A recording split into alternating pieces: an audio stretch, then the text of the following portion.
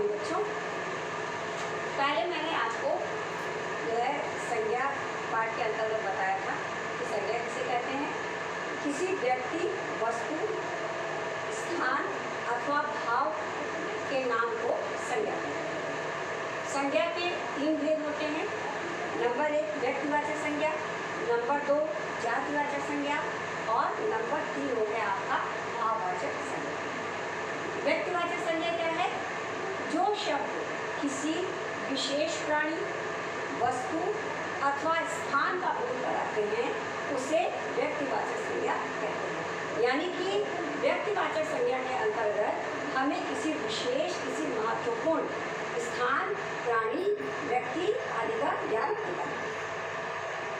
उसके बाद हमने आपको बताया कि व्यक्तिवाचक संज्ञा प्राणियों के नाम, वस्तुओं के नाम जैसे रामायण, गीता, मेघदूत, मारुति, आईफोन, स्थानों के नाम में या जहाँ विशेष चीज़ें हैं, ठीक है, जैसे ताजमहल हो गया, लाल किला हो गया, अंटार्कटिका हो गया, हैदराबाद हो गया। और दिनों के नाम में रविवार, सोमवार, मंगलवार, ठीक। फिर महीनों के नाम के अंतर्गत जनवरी, फरवरी, मार्च, अप्रैल। फिर दिशाओं के नाम के अंतर्गत पूर्व, पश्चिम, उत्तर और दक्षिण। त्योहारों के नाम में होली, दशहरा, तीज, ठीक, मुहर्रम, गुरु पर्व और स्वतंत्रता। इसके बाद हमने आपको बताया दूसरा कि जातिवाचक संज्ञा क्या है। जातिवाचक संज्ञा के अंतर्गत जो शब्द किसी प्राणी, वस्तु या स्थान की संपूर्ण जाति का बोध कराते हैं उसे जातिवाचक संज्ञा कहते हैं।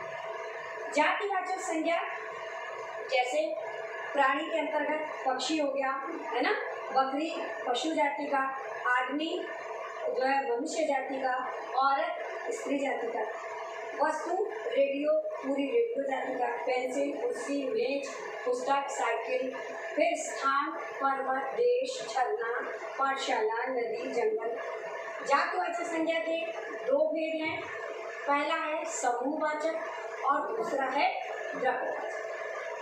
समूहवाचक संज्ञा नाम से स्पष्ट है, जो हमें ग्रुप का यानी समूह का ज्ञान कराता है। जो संज्ञा शब्द एक शब्द से हमें पूरे समूह का ज्ञान हो जाता है वह कहलाता है समूहवाचक संज्ञा शब्द। जो संज्ञा शब्द किसी समूह या समुदाय का बोध कराते हैं उसे समूहवाचक संज्ञा कहते हैं। जैसे झुंड, भीड़, गुच्छा, है ना, दल, टोली, दरबार, पाठशाला, ये सब चीज़ें क्या है?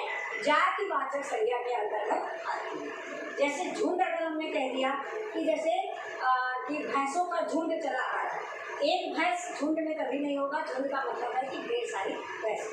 तो इसी तरीके से दल, एक व्यक्ति कभी कोई दल बना ही नहीं सकता। दल का अर्थ होता है कई व्यक्तियों का समूह, ठीक।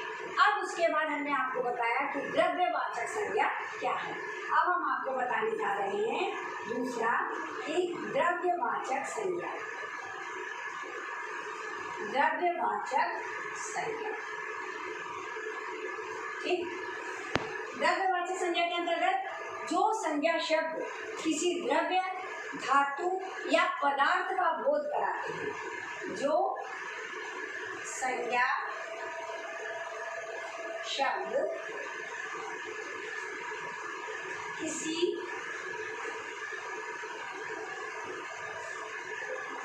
द्रव्य, धातु या पदार्थ का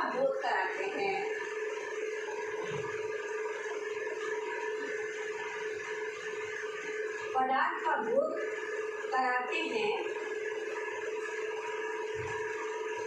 उसे द्रव्यवाचक संज्ञा कहते हैं। उसे द्रव्यवाचक संज्ञा कहते हैं, ठीक है। अब देखिए द्रव्यवाचक संज्ञा के अंतर्गत कौन कौन सी चीजें आती हैं? जैसे तेल, ठीक, फिर मिट्टी की मूर्ति,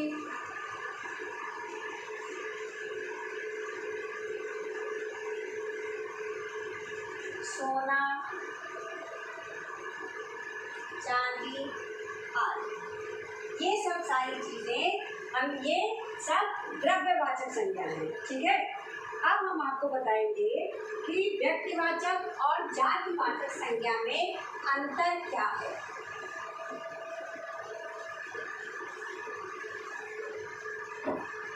व्यक्तिवाचक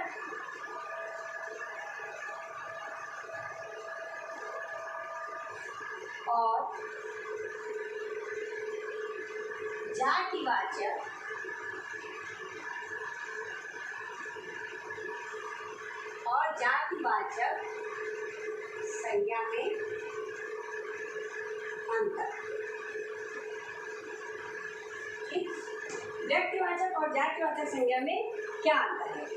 व्यक्तिवाचक संज्ञा से किसी विशेष नाम का बोध होता है। जैसा हमने आपको बताया है कि देखिए परिभाषा एक जैसी लगेगी संज्ञा और व्यक्तिवाचक संज्ञा की, लेकिन संज्ञा के अंतर्गत किसी भी व्यक्ति वस्तु नाम भाव का ज्ञान होता है और व्यक्तिवाचक संज्ञा के अंतर्गत किसी विशेष नाम का ज्ञान होता है। ठीक है, तो पहला आपका हो जाता है कि व्यक्तिवाचक संज्ञा से किसी विशेष नाम का बोध होता है, जबकि जातिवाचक संज्ञा से पूरी जाति का बोध होता है।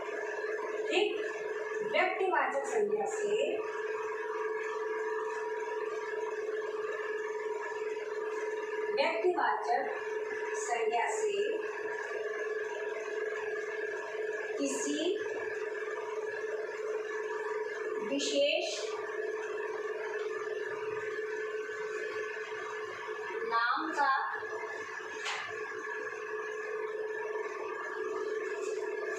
किसी विशेष नाम का बोध होता है। ठीक, जबकि व्यक्तिवाचक संज्ञा से किसी विशेष नाम का बोध होता है, जबकि जातिवाचक संज्ञा से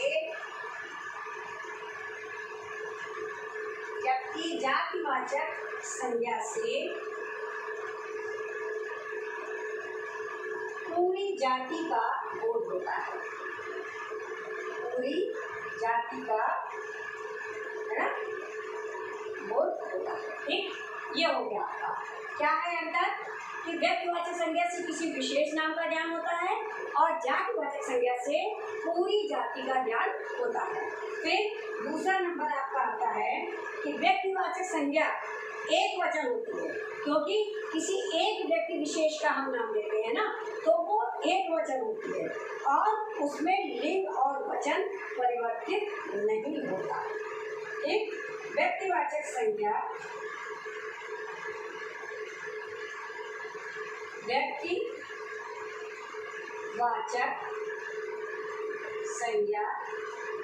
एक वचन होती है,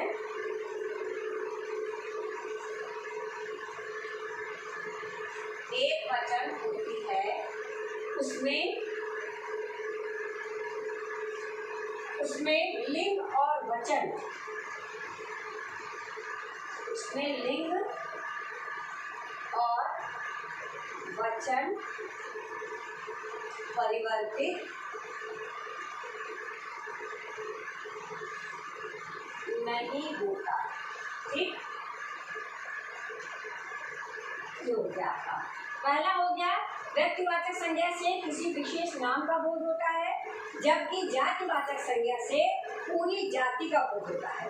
और दूसरा हो गया कि व्यक्तिवाचक संज्ञा एक वचन होती है, उसमें लिंग और वचन परिवर्तित नहीं होता। फिर तीसरा आपका आ जाता है,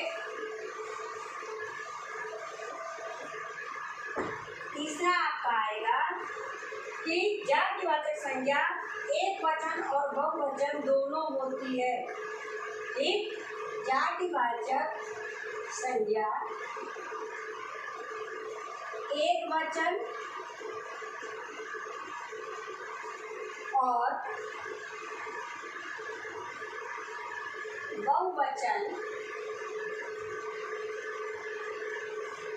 एक वचन और बहुवचन दोनों होती है।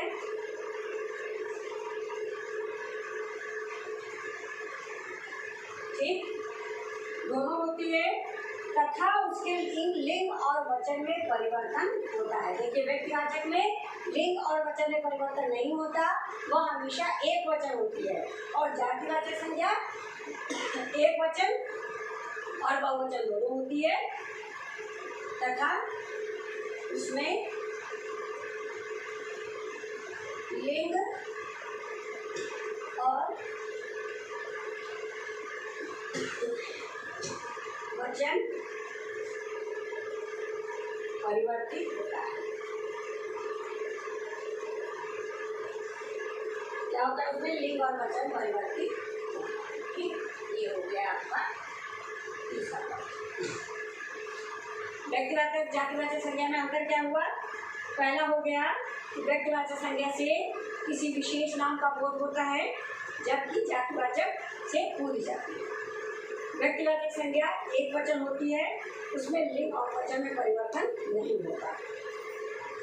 जातिवाचक संज्ञा एक वचन और बहुवचन होती है, तथा उसके लिंग और वचन में परिवर्तन होता है। जैसे लड़का, लड़की, लड़के, हाथी, हथनी, हथनियाँ आदि। ठीक, अब उसके बाद तीसरा आपका आता है भाववाचक संज्ञा। संज्ञा के भेद जो हमने आपको बताए थे, उसके अंतर्गत 3 भेद थे: व्यक्तिवाचक, जातिवाचक और भाववाचक, जिसमें हमने आपको पहले व्यक्तिवाचक के बारे में बताया, फिर जातिवाचक के बारे में बताया। अब तीसरा हम आपको भाववाचक संज्ञा के बारे में बताने जा रहे हैं। भाववाचक संज्ञा नाम की प्रधानता है ना इसमें। तो क्या होगा भाववाचक संज्ञा? जो शब्द किसी प्राणी, वस्तु या स्थान के गुण, दोष, दशा, भाव आदि का बोध कराते हैं, है ना। जो शब्द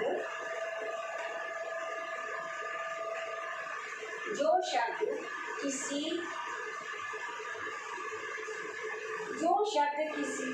प्राणी, वस्तु,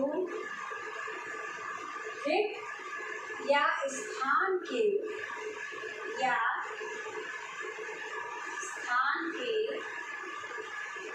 गुण, दोष, ठीक, गुण दोष हो गया, दशा, भाव का बोध कराते हैं,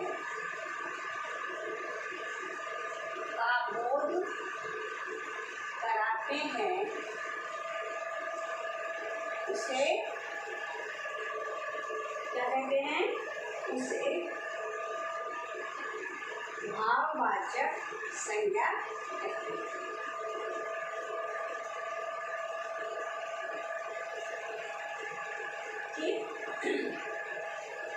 जो शब्द किसी प्राणी, वस्तु या स्थान के गुण, दोष, दशा, भाव का बोध कराते हैं, उसे भाववाचक संज्ञा कहते हैं। जैसे ताजमहल की सुंदरता देखते ही बनती है ना। तो उसके गुण क्या है? गुण सुंदरता, खूबसूरती, है ना। और बुढ़ापा जो है वह बीमारी है, बुढ़ापा एक बीमारी है, तो यह उसकी दशा का ठीक वर्णन किया। और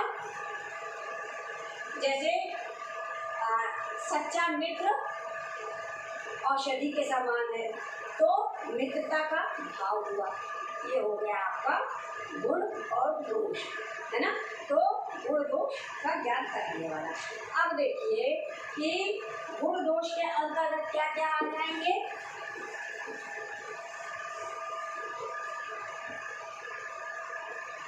जैसे गुण दोष,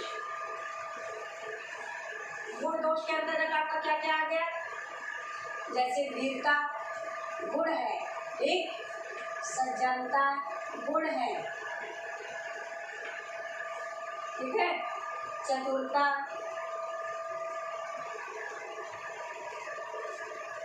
ईमानदारी,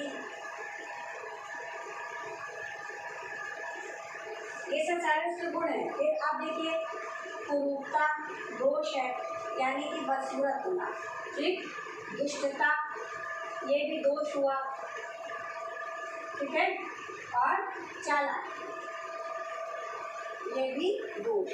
चतुर होना कोई बुरी बात नहीं है, लेकिन चालाक होना यानी कि चालाक में धूर्तता दिखना यह जो है यह दोष है। तो गुण दोष के अंतर्गत अभी हमने आपको बताया, जैसे वीरता, सज्जनता, चतुरता और ईमानदारी, ये आपके गुण के अंतर्गत आ गए। फिर कुरूपता, दुष्टता, चालाकी, ये आपके दोष के अंतर्गत आ गए। तो इसमें कौन सी संज्ञा हुई? भाववाचक संज्ञा। कैसे हुई? क्योंकि वह आपके गुण दोष को बता रहा है। फिर उसके बाद दूसरा आ जाता है दशा। ठीक, दशा में सर्दी, गर्मी, ये सब दशा है। भूख, प्यास, है ना? ठीक, और बुढ़ापा,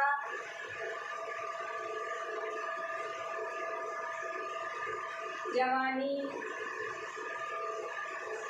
ये सारी चीजें दशा है। बचपन आदि, ये क्या हुई? दशा हुई। कैसे? सर्दी, सर्दी का मौसम आया, गर्मी, गर्मी का, भूख, भूख की दशा, प्यास, फिर बुढ़ापा, है ना, जवानी, ये सारी चीजें दशा के अंतर्गत आती है। बचपन, ये दशा कहलाएगी। इसमें कौन सी संज्ञा होगी? भाववाचक संज्ञा। फिर उसके बाद आपका आ जाता है भाव। भाव के अंतर्गत भय, डर लगना भी, किसी से भय खाना भी भाव के अंतर्गत आता है। फिर शांति, यानी बड़ी शांति का भाव आ गया। ठीक, फिर प्रेम, प्रेम भाव है। शत्रुता यानी दुश्मनी, ये भी भाव हो गई। ठीक, फिर उसके बाद आपका आ गया निराशा। ठीक है, खुशी, भक्ति, श्रद्धा, ये हो गया आपका भाव। गुण दोष, वीरता, सज्जनता, चतुरता, ईमानदारी, क्रूरता, दुष्टता, चालाकी, दशा, सर्दी, गर्मी, भूख, प्यास, बुढ़ापा, जवानी, बचपन, और भाव, भय, शांति, प्रेम, शत्रुता, निराशा, खुशी, भक्ति और श्रद्धा, ये क्या हो गया? ये हो गए आपके भाववाचक संज्ञा। ठीक है, क्योंकि गुण दोष, दशा और भाव तीनों का इसमें ज्ञान हमें हुआ है। जो शब्द किसी भी स्थान, व्यक्ति के गुण दोष, दशा और भाव का ज्ञान कराता है, उसे हम भाववाचक संज्ञा कहते हैं। ठीक, अब इसके बाद भाववाचक संज्ञा का निर्माण कैसे हुआ, इसके विषय में बताने जा रहे हैं। भाववाचक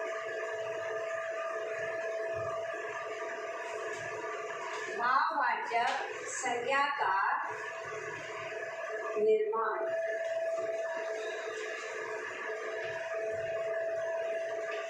भाववाचक संज्ञा का निर्माण, देखिए कैसे भाववाचक संज्ञा बनती है। सबसे पहले जातिवाचक संज्ञा से, है ना, यह 5 प्रकार से बनाई जाती है।